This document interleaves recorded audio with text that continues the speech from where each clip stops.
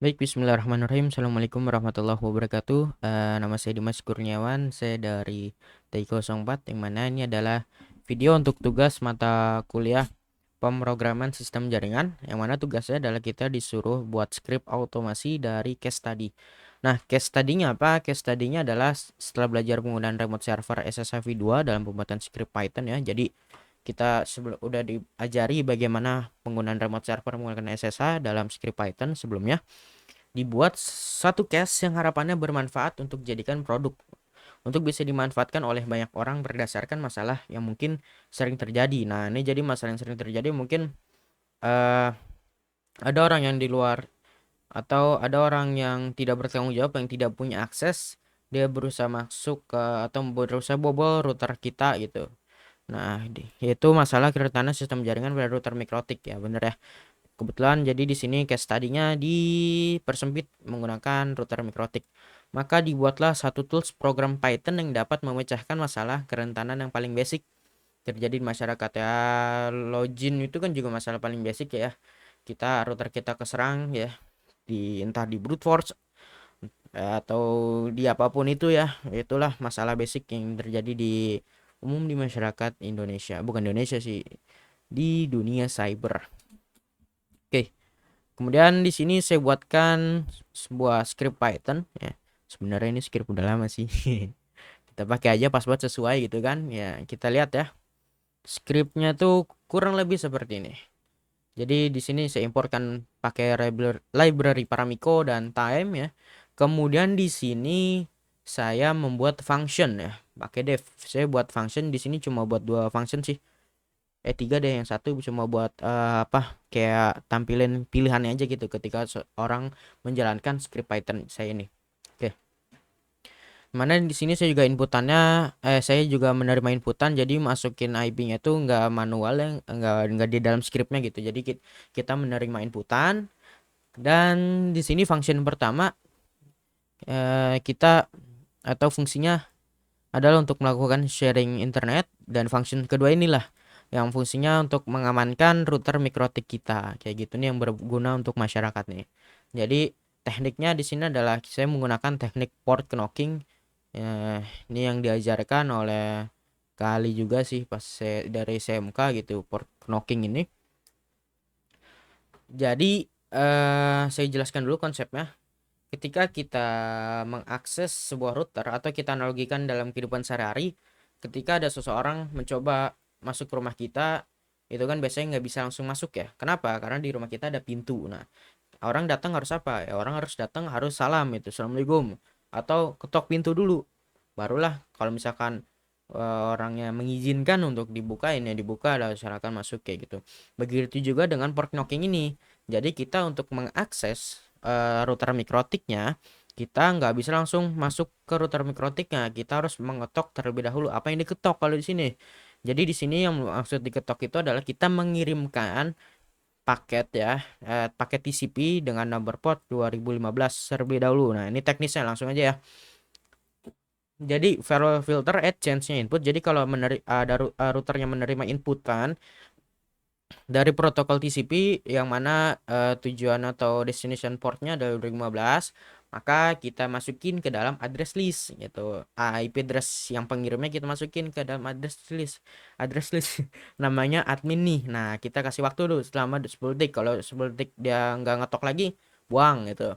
Nanti dalam kurun waktu 10 detik itu, kalau dia beneran mau akses atau mengvalid, dia harus mengetok port 2016. Nah, barulah kita masukin admin beneran nih, asik bang. Baru dia bisa mengakses router mikrotiknya. Nah, di sini kuncinya juga.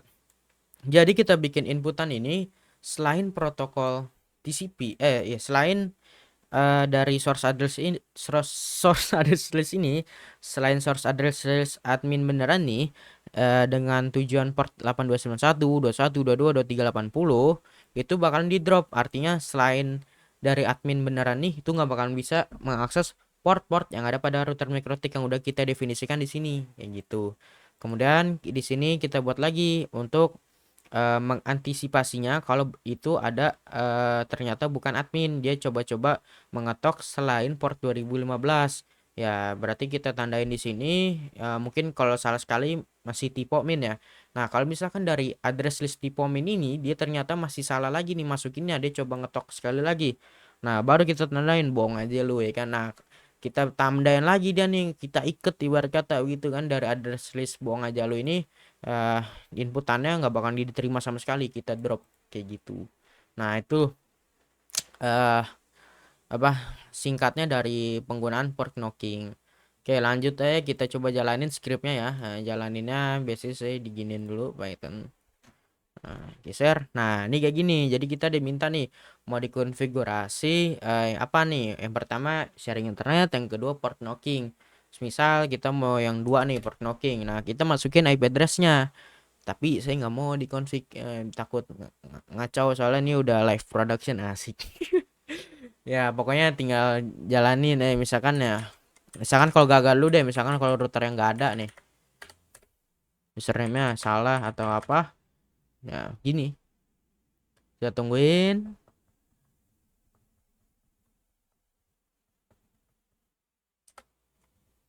Lama juga ya. Tahu lebih enak saya bikin dulu deh VirtualBox. Saya bikin VM aja ya buat coba tes scriptnya. Kalau gagal dia langsung keluar. Aturan ngasih pesan output. Oke, kita new, kita nyalain Mikrotik. Wah, ISO-nya nih. Oke, next saja. CPU-nya 2 deh. Setting, kemudian sistem harddisk kita naikin. Storage sudah oke, networkingnya bridge, realtek juga. Oke, lalu kita start.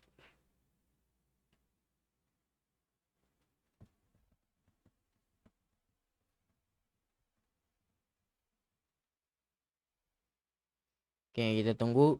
Sorry ya, nih laptop kentang jadi lama, agak lama gitu ya.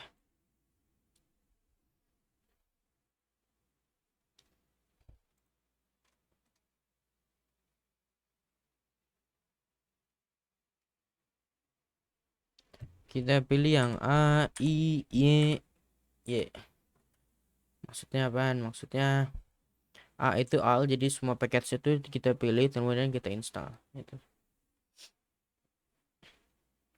Oke, kita tunggu sampai kelar.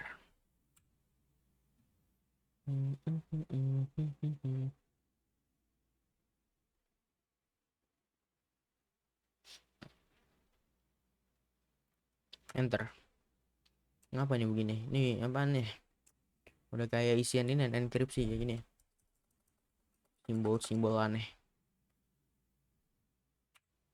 Oke, jalan bagaimana nih ya? Aneh-aneh aja nih. Coba matiin dah. Terus kita coba start ulang ya.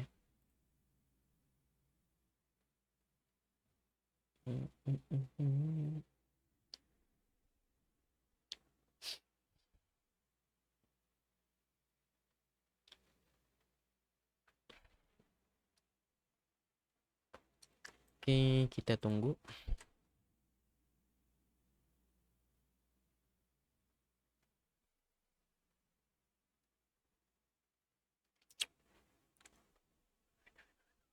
Oke, masuk admin kosong.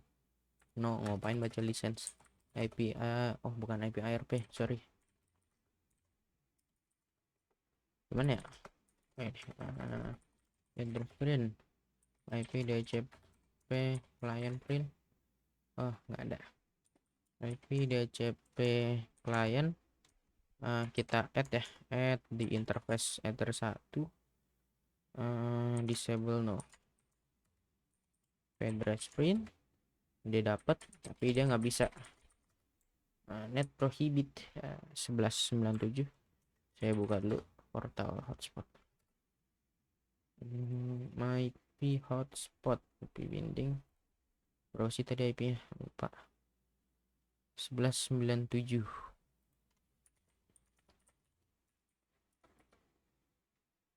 Kita bypass. Oke, kemudian kita ping. Oke, aman. 1197 IP lu ya. Oke. Dan jangan lupa kita kasih paspor dulu. Sistem user nih. Oh, paspor bukan ya.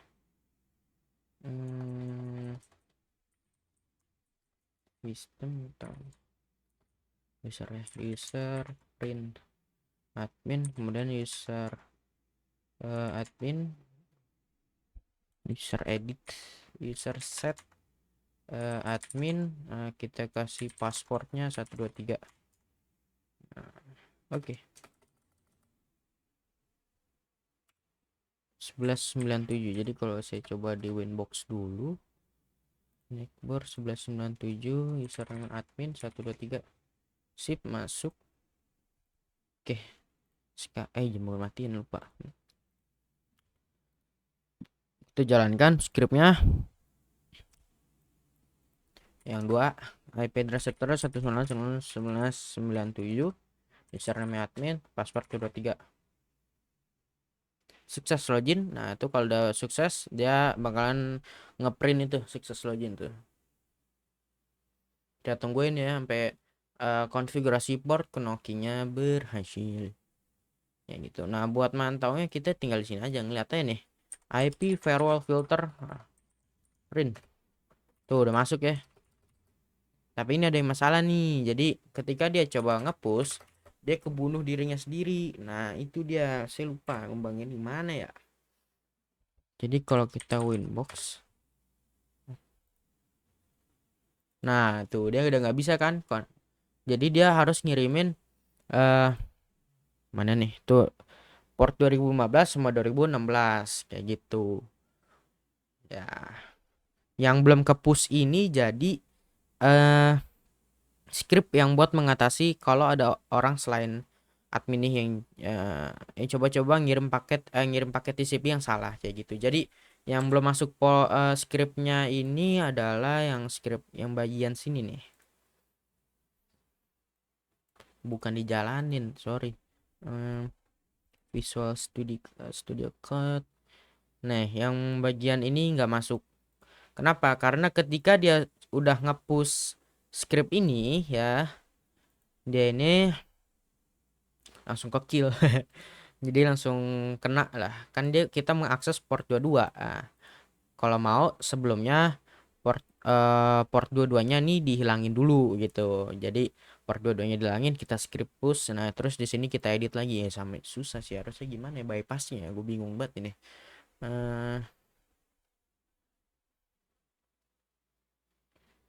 Kalau mau kita bikin firewall filter dulu tambahan di port Nokia kalau misalkan mau pakai script automation. Jadi selain IP address si laptop saya ini itu bakalan di bypass kayak gitu.